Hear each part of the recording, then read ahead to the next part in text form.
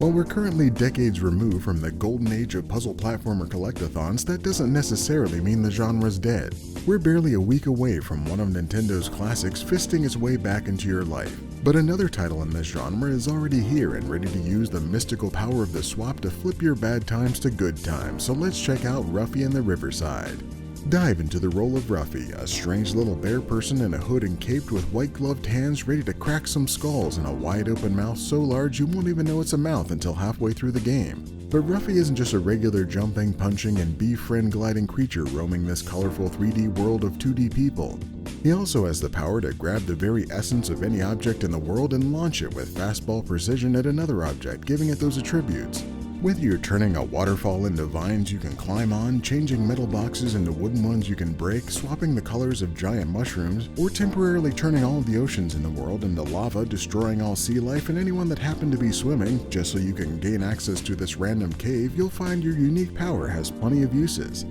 And you'll need to use it extensively for a wide variety of tasks around Riverside, whether it's helping citizens with mundane problems or solving puzzles to obtain one of many collectibles. You'll have exciting challenges like unlocking these temples to scoop up shiny rocks by swapping dots and lines to make a secret shape, or unlocking doors and scaling to great heights to snatch some butterflies. There are even multiple opportunities for you to earn additional rewards in races and stunt competitions while running on a giant hay bale. One you'll also be able to use to traverse this environment slightly faster than sprinting or gliding. All to fill up your menu screen with a cornucopia of random shit that you don't really need in any capacity to finish this game. But when you do want to experience the narrative of the story, you can follow Ruffy's journey to fight against the giant evil cube that destroyed a very small portion of Riverside, including the Hollywood-style sign that gives it some kind of power that it needs to continue to exist.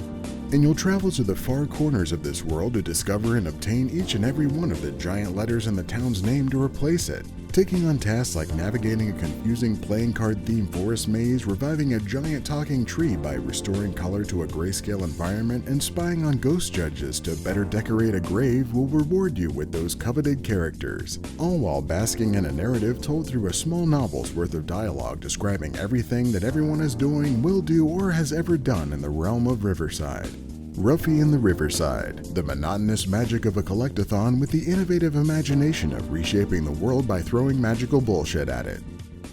There are a ton of appealing aspects to this title, especially on the surface, from the amazing music including a main theme that's used extensively throughout the game but was so good that I never really got tired of it, to the unique mechanics of the swap. There's a lot to appreciate. And even though the characters are relatively simple 2D hand-drawn designs with only a handful of frames involved in any animation, they're all well crafted and pleasant to interact with while feeling grounded in the 3D world. It was really only when I'd see them from certain angles that I'd remember that everyone is basically a piece of paper. But it was also pretty interesting to me that you don't really unlock new abilities as you play the game. Practically everything you have is available from the beginning, and you're mostly just limited to learning how to use it to solve all the puzzles and unlock secrets. When you retread ground in the main world, you'll see ways to get to places you didn't know you could go, or how to solve puzzles that previously seemed impossible because you figured it out elsewhere. But with that sort of natural discovery comes one of my biggest problems with Ruffy on the Riverside, when you run into a progress-stopping puzzle that you haven't seen before and it isn't really intuitive. There were many times I would end up in a situation where I'd just be running around a small area over and over again trying to figure out the next move, only to eventually discover it's a manifestation of the swap power that I had never previously used in any form, and then that might be a method that is never used again anywhere in the game. Typically, puzzle games make this sort of thing intuitive by giving you a simpler type of puzzle to solve at an earlier point in the game and then expanding on it in more complex ways later on. But there were quite a few scenarios where I don't know if the path I chose to the solution was the way it was supposed to happen, or I just found an unintended loophole because it didn't seem like the right thing to do. Even some kind of basic hint system would have been welcome rather than padding the runtime by standing around looking for every conceivable thing I could swap.